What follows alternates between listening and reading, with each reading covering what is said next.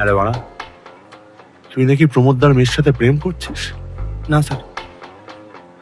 ভয় পাচ্ছিস?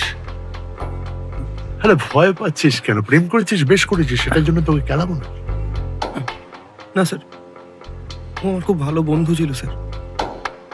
ভালো বন্ধু ছিল? বয়ফ্রেন্ড কে ছিল?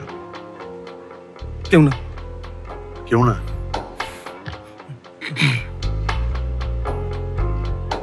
রিমির সঙ্গে লাস্ট কবে কথা হয়েছিল তোমার?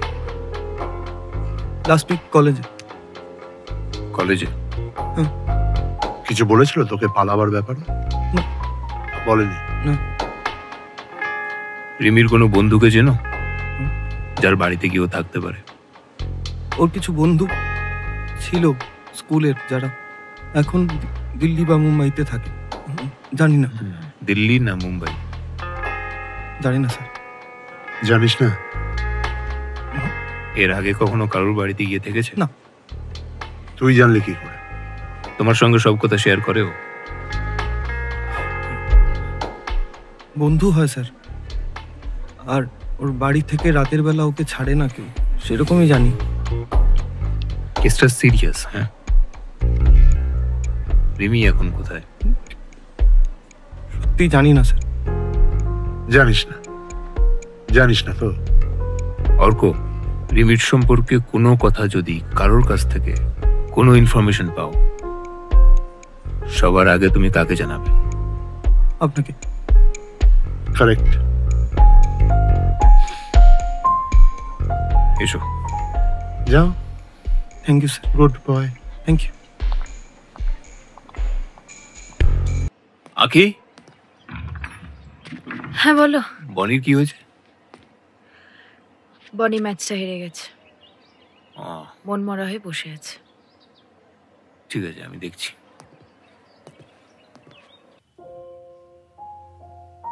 কি হয়েছে বনি?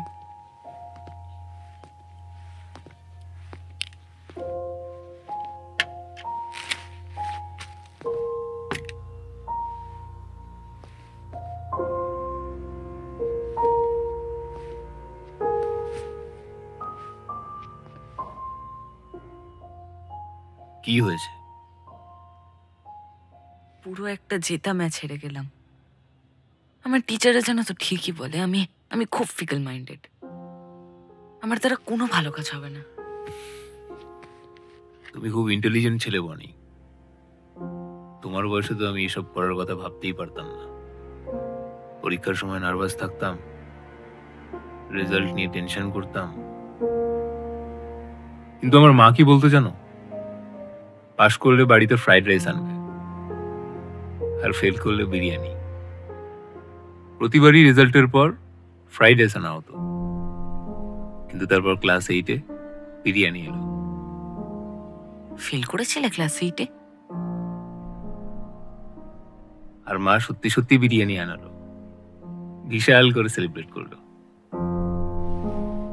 কেন জানো? কেন?